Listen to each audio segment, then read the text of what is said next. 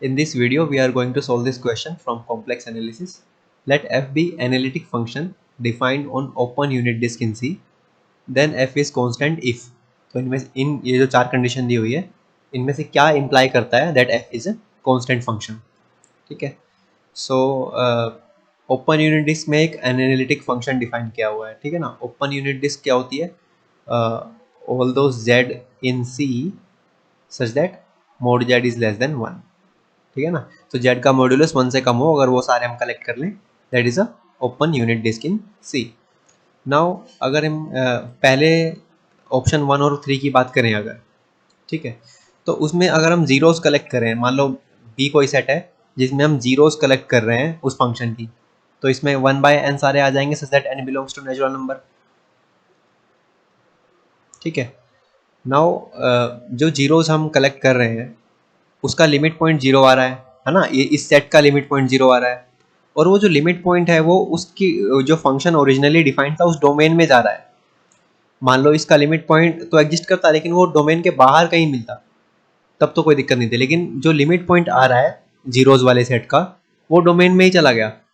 इसका मतलब यहाँ पे हम आइडेंटिटी थ्योरम का यूज करके ये बोल सकते हैं that this function is identically zero. ठीक है. कि जो f होगा ना, अगर ऐसा होगा तो उस केस में f को जीरो ही होना पड़ेगा. सिमिलरली यहाँ पे n स्क्वायर है तो इसका भी लिमिट पॉइंट जीरो है और वो सेट में ही चला गया. तो इसका मतलब यहाँ पे भी आइडेंटिटी थ्योरम का यूज करके हम बोल सकते हैं कि that f is identically zero. f को जीरो होना पड़ेगा और जीरो होना पड़ेगा मतलब कांस्टेंट होना पड़ेगा. Zero is a constant function. तो इसलिए 1 और 3 तो हो गए करेक्ट. ठीक है. 1 एंड 3 आर करेक्ट. अब बात कर लेते हैं सेकेंड ऑप्शन की. अब इसमें बोल रहा है कि जीरोस कहाँ पे है जब मोड जेड इक्वल्स टू 2 होता है. मान लो यूनिट डिस्क मान लो ये है. अब मोड जेड इक्वल्स टू 2 कहीं यहाँ होगा, लेट्स से यहाँ पे होगा. अब ये बोल रहा है कि इस सर्कल के हर एक पॉइंट पे फंक्शन जीरो हो जाता है. लेकिन हमें एक बात पता है कि अगर नॉन कांस्टेंट एनालिटिक फंक्शन है, नॉन कांस्टेंट एनालिटिक फंक्शन अगर है, ठीक है, तो उसकी जो जीरोस होंगी वो आइसोलेटेड होंगी. Have isolated zeros. अब आइसोलेटेड जीरोस का क्या मतलब है कि अलग अलग होगी, मतलब कि ऐसे ऐसे डेंस नहीं होंगी. मतलब कि आइसोलेटेड की मैथमेटिकल डेफिनेशन क्या है कि अगर ये आइसोलेटेड जीरो मैं इसको बोल रहा हूँ तो इसके अराउंड एक मेरे को नाइबरहुड मिल जाएगी कि इसमें फिर और कोई जीरो ना आए. समझ रहे हो. लेकिन अगर यहाँ मैं किसी भी पॉइंट के अराउंड नाइबरहुड लेता हूँ तो उसमें तो इनफाइनेटली दूसरी जीरोस भी आ जाती हैं. ठीक है. तो ये क्या कहते हैं, जो जीरोज हैं इसकी वो आइसोलेटेड नहीं है. इसका मतलब ये कांस्टेंट है, नॉन कांस्टेंट नहीं हो सकता, क्योंकि अगर नॉन कांस्टेंट एनालिटिक फंक्शन होता तो जीरोज क्या होती, आइसोलेटेड होती. लेकिन आइसोलेटेड नहीं है.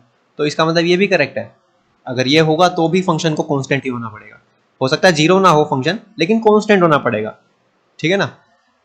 लेट्स सी इसके बारे में. ये बोल रहा है कि जीरो होगा जब z -1 से 1 के बीच में रहे. अब z -1 से 1 के बीच में रहे मतलब उसका इमेजिनरी पार्ट तो जीरो रहेगा. ठीक है.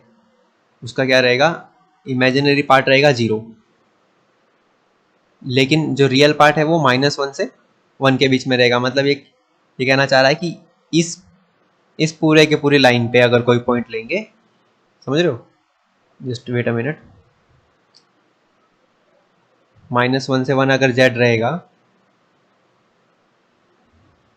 तो इस लाइन पर जो पॉइंट्स होंगे वो सभी क्या होंगे, जीरोज होंगे फंक्शन की. अब फिर से वही बात आ गई, अगर ये नॉन कांस्टेंट होता तो जीरोज तो आइसोलेटेड होनी चाहिए थी ना, पर यहाँ तो आइसोलेटेड नहीं है. किसी भी पॉइंट के अराउंड नाइबरहुड लोगे तो उसमें इनफाइनाइटली मैनी अदर जीरोज भी आ रही हैं, चाहे कितने भी छोटे नाइबरहुड ले लो, आइसोलेटेड नहीं है.